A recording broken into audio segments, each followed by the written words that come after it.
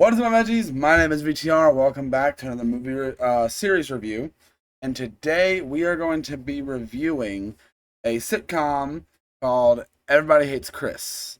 Now, growing up, Everybody Hates Chris and Malcolm in the Middle were like my two favorite sitcoms that were not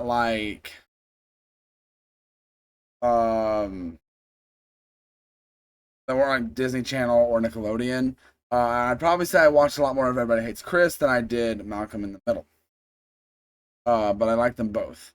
Um, and so about a year or so ago, it might have been longer than that, I don't remember, but I rewatched all of Everybody Hates Chris.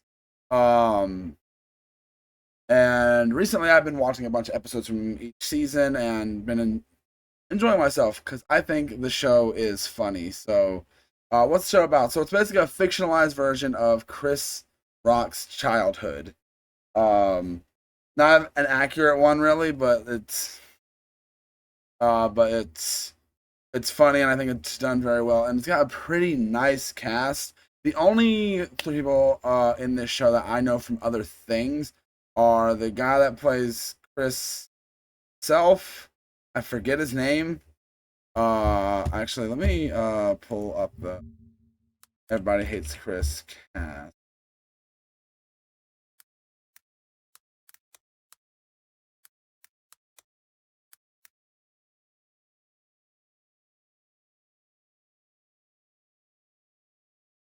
Well, I guess you could say four that I know.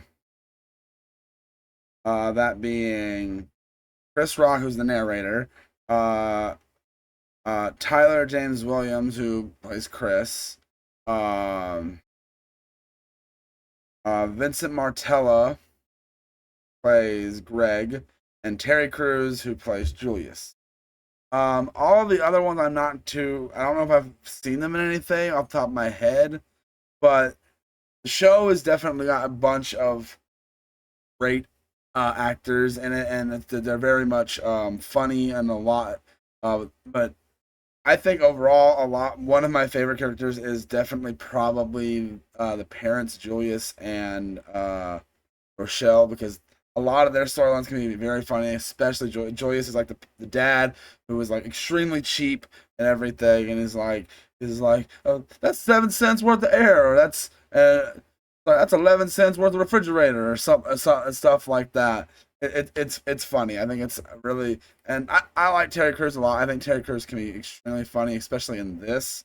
Um, Vincent Martella, if you don't know who that is, that's Phineas from Phineas and Ferb. So that's the reason why I enjoy him in this because I didn't know that as a kid, but when I got older, I was like, oh, that's freaking Phineas from Phineas and Ferb.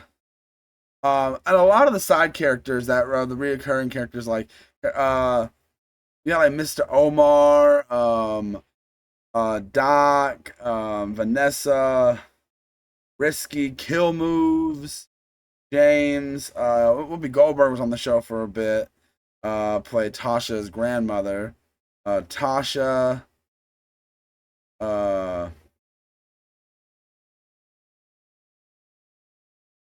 uh, let's see. Oh, and then obviously you had Drew and Tanya, and all of that's the brother and sister. Uh, and overall, it's a funny cast. I think the show knows exactly what it's doing. Jerome is another character, and a lot of these characters that show up get their time to shine in the show. Like it's not like you don't really. Oh, I wish I could have known this character better. Like most of the characters, you get to know them pretty well.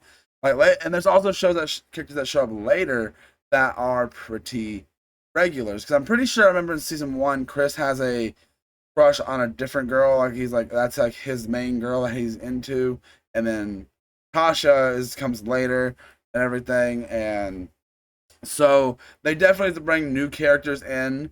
I think overall the show has fantastic writing. I think it is hilarious. Um, I think it just overall just is a fun show, and I could rewatch episodes all day. I some of my favorite episodes. Oop, camera froze. Okay. Some of my favorite episodes are I'd probably say some of my favorites are probably the ones that focus a big story plot on Julius, but also I kind of like the ones where um just I don't know, it's kind of hard to narrow it down. They're like all good. Like there's some funny story. A lot of the storylines work. There's about normally 3 storylines per episode. There's like Chris's storyline, sometimes mostly either the parents or the parents and one of the kids, or one smaller. There's basically 2. The A and B plot is a C plot. It's like extremely small, but a lot of the time it all works. There's the entertainment out of every single story that they do in the show.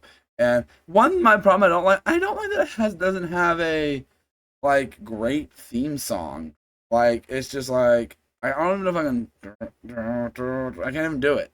Like I can't even do it. It's a great show. It's a great show regardless. Personally, I'd give this show a. I'm not gonna do a whole Rotten Tomatoes. I actually can see that there is like I pulled it up. There's It's got an 96 on Rotten Tomatoes.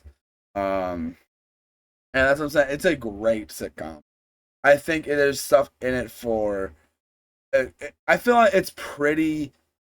Um, it's not like super family oriented, but I wouldn't say someone younger couldn't watch it. I feel like there's stuff in it for everyone, I'd say.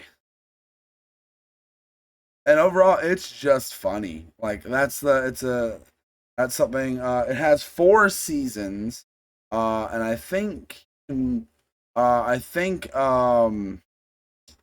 don't remember how many episodes, but every character I think has a chance to shine in the show, which is kind of hard to do when you have like this many characters that they focus on sometimes and that show up and everything, and then like characters that are introduced later. Like there's one character that is kind of a throwaway character in one episode, and then they become like a whole character in another episode, which is super interesting. And there's sometimes a character where you think, oh, this character's gonna be a one off, but no, they show back up. So it really makes the world feel lived in, which is really cool. And I think that's one of the strong suits of the. It definitely makes it feel like this is. And there's a lot of like cutaways, I guess you could say, is like I think do them really well, because when they are cutaway like scenarios that didn't actually happen, but also they're cutaway stuff that did happen.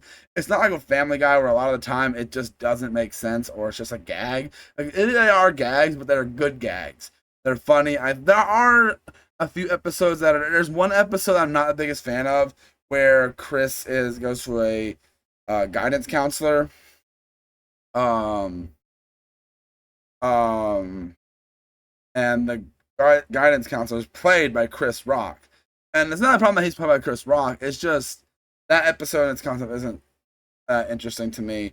But speaking of Chris Rock, the narration by Chris Rock is pretty much always funny. I think it does a good job. I don't think the show would work without it. I feel like something would be missing if it wasn't there.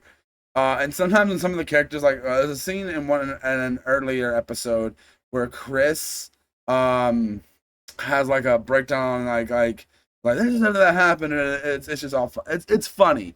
This show, like it's hard for to not laugh at this.